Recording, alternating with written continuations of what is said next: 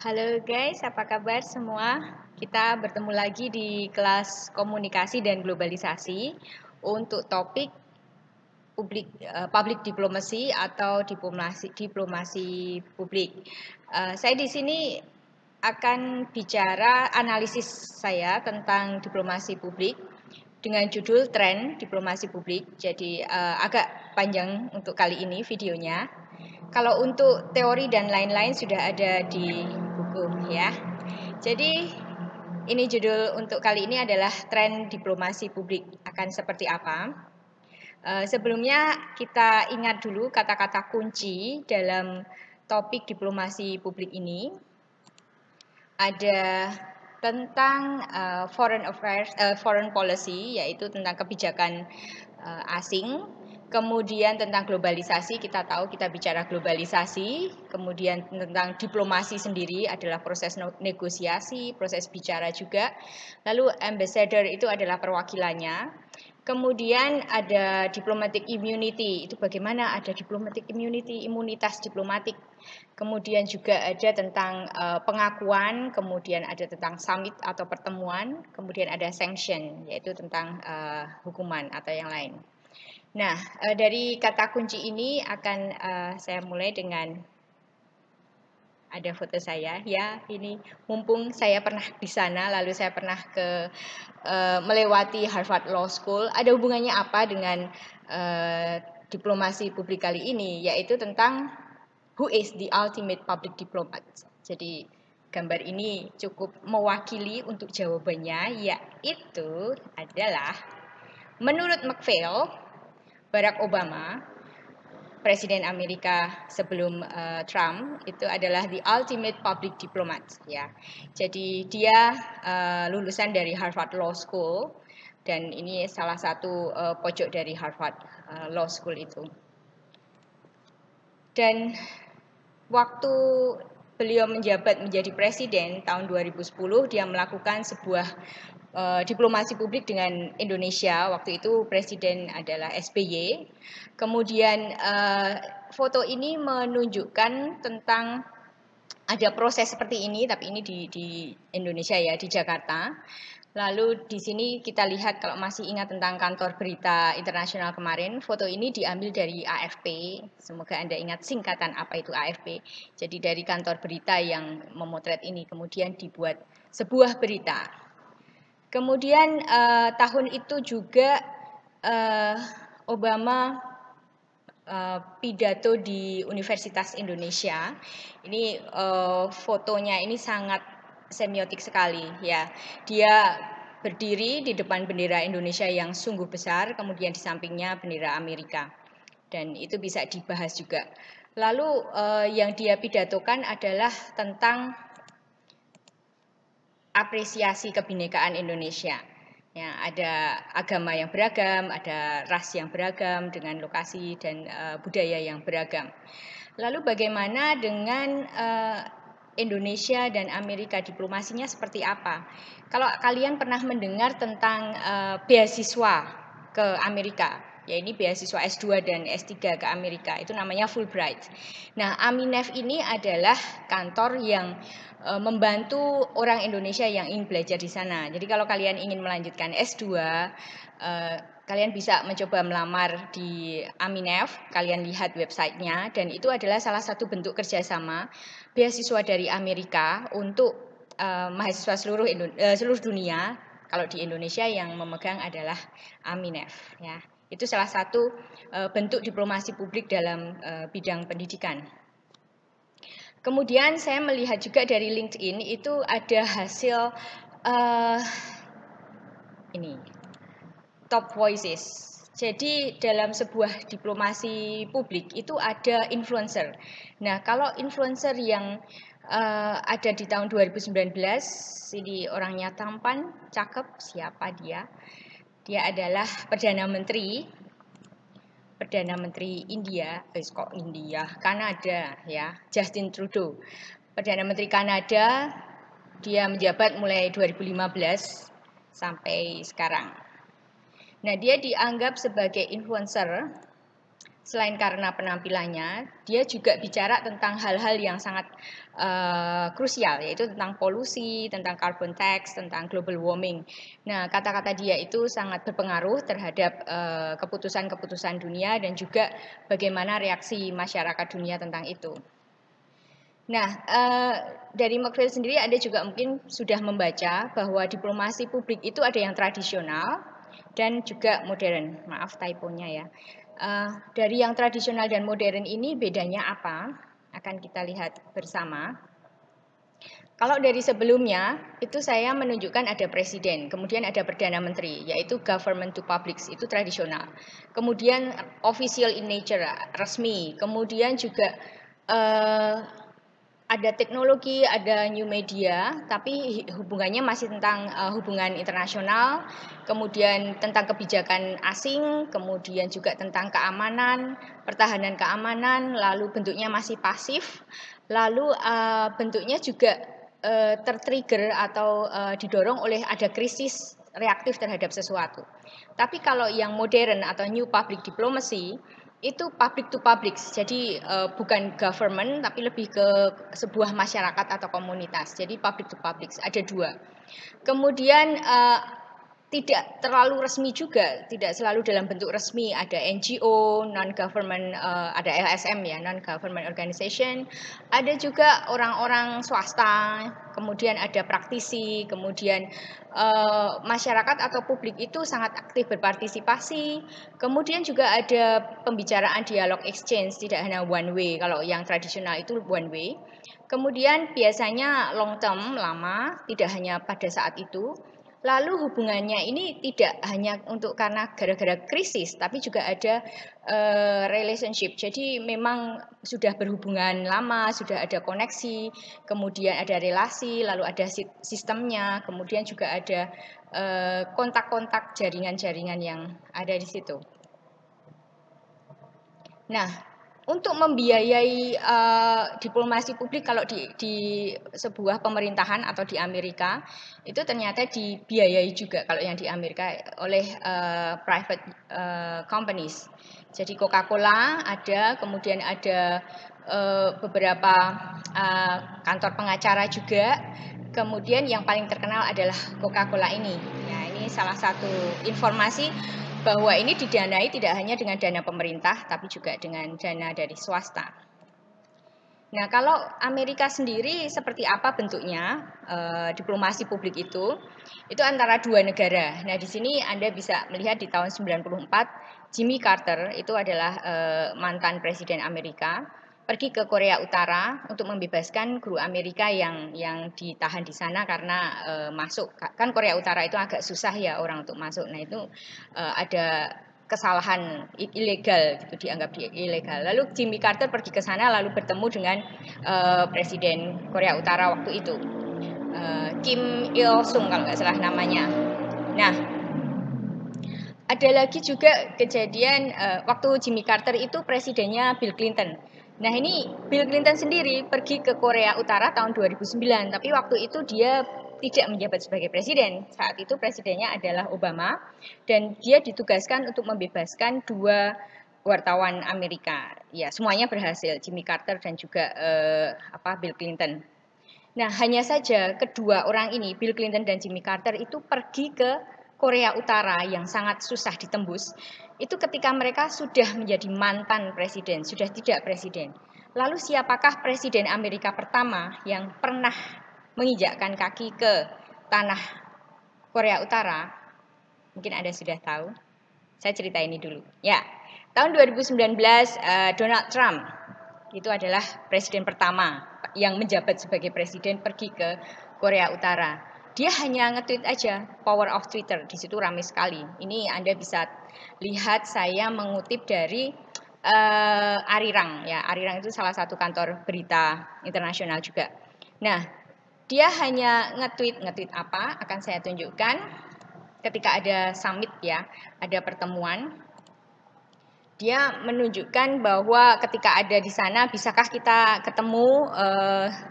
bertemu dengan Kim Jong Un, ya presiden atau pimpinan tertinggi di Korea Utara.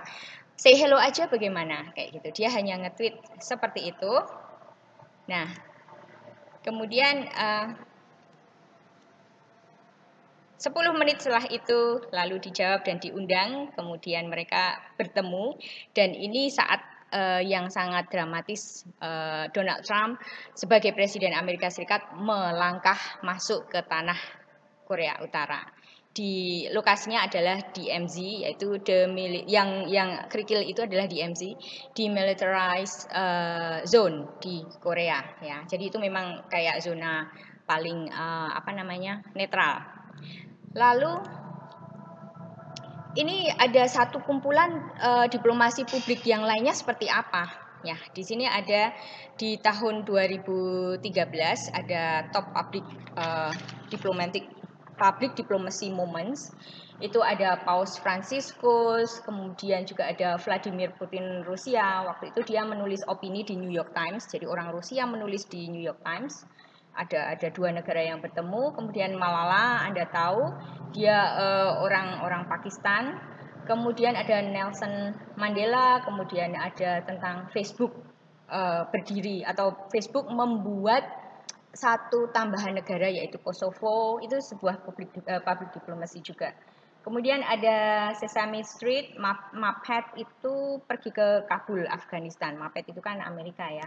Lalu ini ada Peng Liyuan, itu yang sebelah kiri atas, itu adalah China's First Lady. Jadi dia itu istri Presiden China yang ternyata dia artis. Nah, dia itu lebih terkenal daripada suaminya yang menjadi presiden. Nah, dia itu membuat China menjadi lebih global lagi. Nah, yang ini adalah satu contoh dari opini Vladimir Putin di New York Times. Jadi dia menulis tentang Rusia, dan New York itu kan Amerika sekali. Nah, itu salah satu bentuk public diplomacy. Kemudian tadi Malala, yaitu aktivis pendidikan dan perempuan dari Pakistan. Kemudian di tahun 2014 itu yang muncul ada Paus Franciscus lagi, dia mendamaikan US dengan Kuba, mencoba mendamaikan. Kemudian ada FIFA World Cup di Brasil, dan di Rusia ada Winter Olympics. Itu kan pertemuan banyak negara. Itu sebuah diplomasi publik tapi dalam bentuk sport. Kemudian juga ada bertemu Obama di US sebagai presiden US dengan Afrika, ada pertemuan di sana. Kemudian Sputnik itu kan satelitnya Rusia, tapi ini bukan untuk ruang angkasa, tapi untuk media. Jadi misalnya media Western atau media di luar Rusia bisa memakai ini untuk berbagi informasi dan berita. Kemudian ada Perdana Menteri India yang di pojok nomor 2 itu, dia Narendra Modi, yang dia selalu pergi ke banyak negara untuk memperkuat diplomasi publik India. Kemudian yang tahun 2015 diplomatic atau diplomasi moments-nya itu ada tentang tweet tentang against violent extremism social media. Jadi sosial media sudah mulai banyak dipakai. Kemudian juga ada tentang BBC yang mencoba membuka kantor di Rusia, di Asia dan juga di Timur Tengah. Kemudian ada orang Afrika itu pergi ke China. Ada tentang TV shows China yang mencoba diputar di Afrika juga. Kemudian ada Paus Franciscus juga yang pergi ke Amerika. Cukup banyak sekali contoh-contoh di sampai tahun 2015. Nah, sekarang terbit ini tahun 2008, terbit buku Celebrity Diplomacy. Di situ ada selebriti, ada apakah bisa diplomasi ini muncul mulai ke modern ya. Jadi bagaimana apakah seorang selebriti itu bisa menjadi wakil atau diplomat. Ada satu tulisan, bisakah Nicole Kidman, Anda tahu, Angelina Jolie atau Leonardo DiCaprio. Nah, mereka itu pemain film ya, artis, aktor. Bisa tidak mereka itu menjadi satu perwakilan untuk menyuarakan atau menegosiasi sesuatu. Nicole Kidman menjadi duta PBB untuk gender dan perempuan, berarti dia bisa diterima di sana, ya. Kemudian Angelina Jolie menjadi duta PBB untuk pengungsi. Kemudian ada James Bond, Daniel Craig. Dia di PBB juga menjadi Global Advocate for, nah ini keren sekali, Elimination of Mines. Jadi pembersihan ranjau and explosive hazard. Jadi hal-hal yang mudah meledak itu dia menjadi advocate. Jadi kayak yang bisa menegosiasi atau dia mempengaruhi orang untuk itu ke negara-negara lain juga. Kemudian ada yang suka Harry Potter pasti tahu Emma Watson. Nah, Emma Watson di sini dia bicara tentang Women's He for She campaign untuk gender equality. Lalu ini ada hubungannya dengan sosial media. Mungkin ada tahu Ashton Kutcher itu mantan suaminya Demi Moore. Kalau kalian tahu ada film Ghost ya, zaman dulu banget. Nah ini di tahun 2009 dia mengikuti dia mencoba menantang CNN untuk mendapatkan 1 juta followers di Twitter. Duluan siapa? CNN atau di sini Larry King ya, CNN atau Ashton Kutcher. Nah di sini bisa kelihatan power of social media atau power of celebrity itu seperti apa. CNN itu sebagai kantor berita, bahkan di Macphail itu menjadi 1 chapter sendiri tentang CNN. Bisakah Ashton Kutcher yang hanya 1 orang itu, tapi dia seorang selebriti itu melawan? Hasilnya di sini dia mencoba menghubungkan atau dia mencoba tweet tentang tentang malaria. Ini tweetnya Ashton Kutcher tentang malaria, tentang hal-hal lain. Nah, dengan cara seperti ini adalah diplomasi tentang perhatian terhadap penyakit malaria di Afrika yang membuat dia berhasil. Jadi dia akhirnya lebih dulu mendapatkan followers sejumlah 1 juta dengan support Malaria No More. Jadi di sini membuktikan bahwa selebriti pun bisa mengalahkan sebuah kantor berita yang besar, dan juga dia bisa membawa 1 pesan tentang Malaria No More. Jangan ada lagi malaria di Afrika. Itu yang pesan dia. Kemudian ini mulai muncul ketika ada Twitter, mulai muncul tentang digital diplomacy. Digital diplomacy, sosial media pasti dengan digitalisasi. Itu seperti apa? Anda tahu public diplomacy atau public digital diplomacy on TikTok ya, Anda tahu TikTok. Nah ini ada apa saja sih ketika TikTok ini dipakai? Apakah bisa? TikTok itu sebagai sosial media yang paling terkenal ya selain Instagram untuk menjadi di situ. Nah di sini disebutkan juga beberapa organisasi internasional itu memakai TikTok ya. Ini ada 1 contohnya, UNICEF, kemudian ada The World Economic Forum juga memakai TikTok. Kemudian selanjutnya ada yang lain, kita lihat lagi seperti apa. Nah, masih tentang digital diplomacy.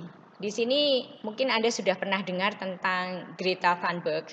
Dia lahir tahun 2003. Dia itu aktivis lingkungan dari Swedia. Dia mengawali aktivitas ini atau menjadi aktivis ini dengan mogok sekolah setiap hari Jumat.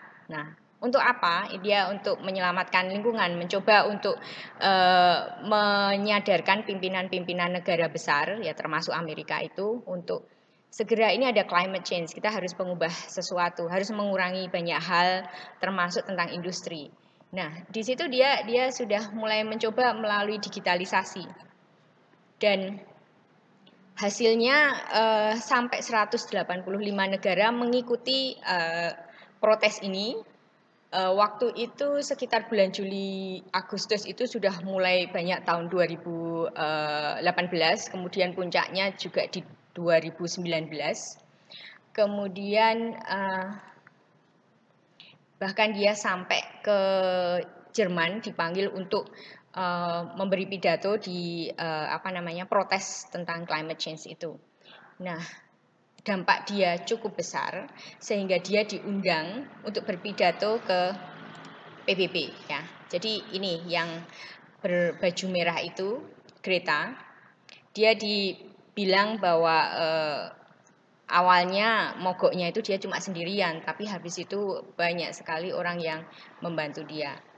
Nah, ketika dia berpidato di PBB itu dia sambil marah ya, how dare you, dia ngomong kayak gitu, how dare you the president of dia tidak menyebut Amerika sih, tapi negara-negara besar yaitu core nations. Nah, Donald Trump itu melihat impact-nya itu sebesar ini, Greta Thunberg. Donald Trump melihat bahwa Greta itu marah ya, she must work on her anger management problem ya, harus mulai mengatur kemarahannya, dia malah digitukan. Lalu ini sebuah bukan diplomasi sebenarnya, tapi sebuah relasi connection dialog melalui Twitter. Si Greta setelah dibilang seperti itu dalam tweetnya Trump itu, lalu dia mengganti bionya a teenager working on her anger management ya. Jadi ini satu bukti juga bahwa dalam digital diplomasi itu muncul juga di sini. Kemudian hasilnya bukan Trump yang menang, istilahnya bukan menang ya, tapi bukan Trump yang menjadi pusat dunia, tapi akhirnya Greta dia mendapatkan Nobel. Kalau kalian masih ingat tadi ada Malala, dia tahun 2014 mendapatkan Nobel Perdamaian. Kemudian 2019 yang mendapat adalah Greta. Lalu ini saat itu waktu pemberian Nobel itu mereka bertemu ya, Malala dengan Greta. Nah, bagaimana dengan Indonesia? Ini ada Retno Marsudi, Menteri Luar Negeri. Katanya dibilang saya mirip dengan dia, pernah mirip.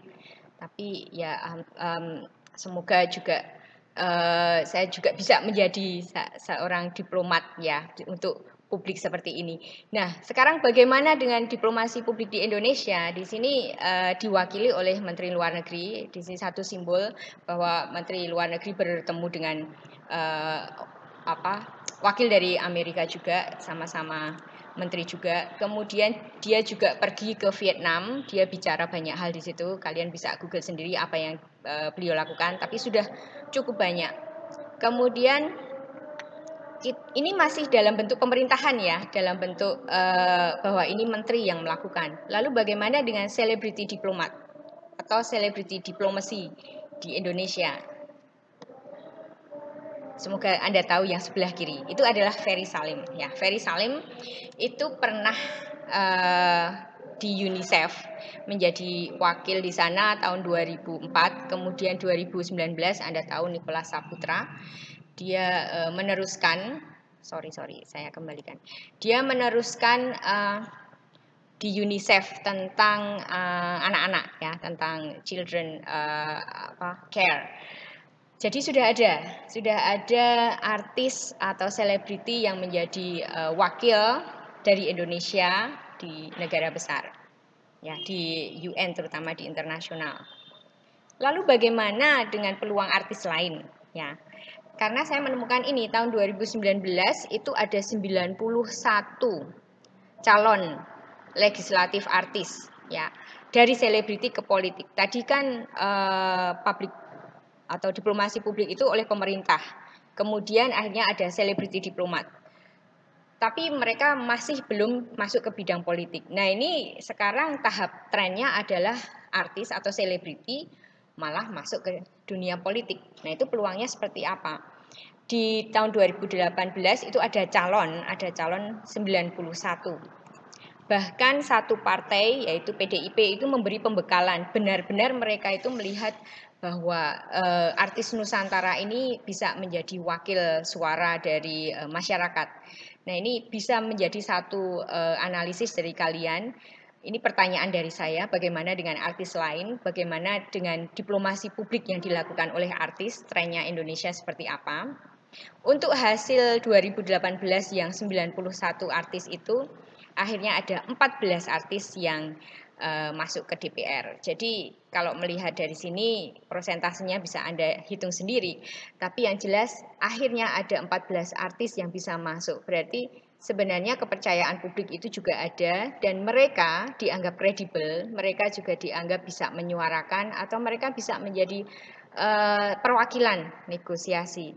Nah, Untuk selanjutnya, bisa kalian lihat juga bagaimana peluang yang lain. Apakah hanya dengan DPR? Ini kan masih di ranah Indonesia. Bagaimana dengan ranah internasional? Karena public diplomacy itu biasanya antar negara atau seluruh dunia atau semuanya dari satu negara bisa mencoba mengundang atau melihat satu isu krisis tertentu.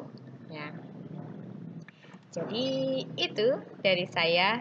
Terima kasih.